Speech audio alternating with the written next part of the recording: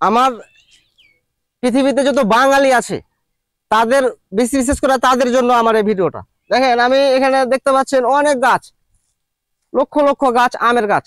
এই গাছগুলোর বয়স আনুমানিক হয়তো 5 বছর বা 7 বছর। লক্ষ লক্ষ গাছ, আশাবাদী এবার এই একটা গাছে 5 মণ আম হবে, তাহলে এখানে হাজার হাজার মণ আম হবে। হিসাবের কথা আপনি দেখেন যে এই আমটা কিন্তু একটা এই সময় আছে যে 100 দিন পরে আমটা প্যাকেজ যাবে, তারপরে কিন্তু পায়রা আমাদেরকে বেচতে হবে। কিন্তু পাইকারি যাওয়ার সময় যখন হয় তখন আমের দামটা কমে যায়, আম কেউ খায় না। তখন যারা এই বাগান যারা কিনেছে তাদের কিন্তু অনেক বড় লস হয়ে যায়। এখন আপনি দেখেন যে এই আমটা যখন যদি এই আমটা যদি এই 100 দিন না, যদি 150 দিন যদি আমটা যদি এই হলো যে এই গাছে লাগানো যায় বা সিস্টেম করা যায়, তাহলে হয়তো আমের দাম পাওয়া সম্ভব। 2 নম্বর বিষয় যে এই আমেরটা অনেক বড় হবে, আমটা পেকে যাবে, এর ভিতরের আঁশটাকে এক জায়গায় মানে ভিতরে যে চোকা বাঁধে, আঁঠি বাঁধে যে আঁশটুকু, সেটুকু কিন্তু করে প্রাণের হলো যে কোম্পানি করে, আমি জানি, কিন্তু তারা খুবই দাম কম দেয়। মানে 1 মণ আম তারা 500-600 টাকায় কিনে। তো সেক্ষেত্রে একটা কৃষকের এই কৃষি কাজটা করতে খরচ হয়, স্প্রে খরচ হয়, পানি দিতে হয় গাছের গোড়াতে, অনেক খরচ হয়। তো এই আমের এই আমটা দিয়ে আমের আমটা বানাবো। তো এই আমটাটা এই হলো যে কিভাবে আমরা বিক্রি করব।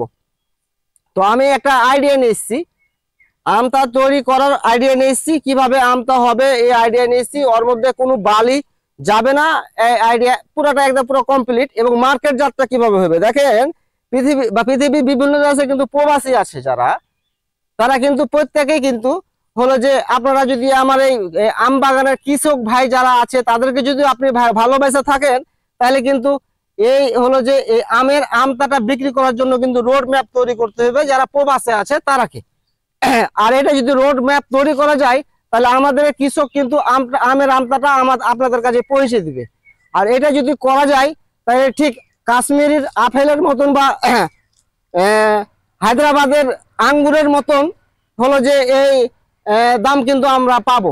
আর এটা যদি আমরা পাই, সেক্ষেত্রে যেহেতু কোটি কোটি গাছ আছে হলো যে এই আমাদের হলো যে চাঁপাইনবাবগঞ্জ ডিস্ট্রিক্টে, সেক্ষেত্রে কিন্তু আমরা এখানে হাজার হাজার কোটি টাকা কিন্তু কামাবো। আর এভাবে যদি কামাই তাহলে পারে হলো যে এই হলো যে আমরা অনেকটা আগে যাবো। আর একটা কথা আপনাকে বলে যাই, 71 সালে 2টি দেশ স্বাধীন হয়েছিল। 71 সালে 2টি দেশ স্বাধীন হয়েছিল, এক বাংলাদেশ, 2 নম্বর কাতার।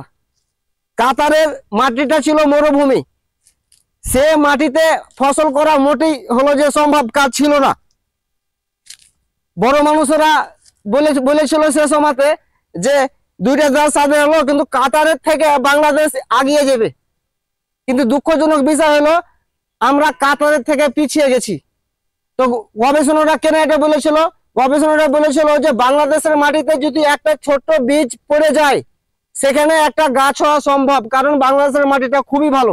কাজে আমরা এই আম ব্যবসাটাকে আমরা যদি সবাই মিলে মনের মধ্যে নিই, তাহলে হাজার হাজার মিলিয়ন ডলার আমার দেশে আসা বাধ্যতামূলক। তো আমার ভিডিওটা অবশ্যই প্রবাসীদের জন্য, আমার ভিডিওটা ভালো লেগে থাকলে অন্যদেরকে শেয়ার করে দিবেন। ভালো থাকবেন, সুস্থ থাকবেন, আসসালামু আলাইকুম।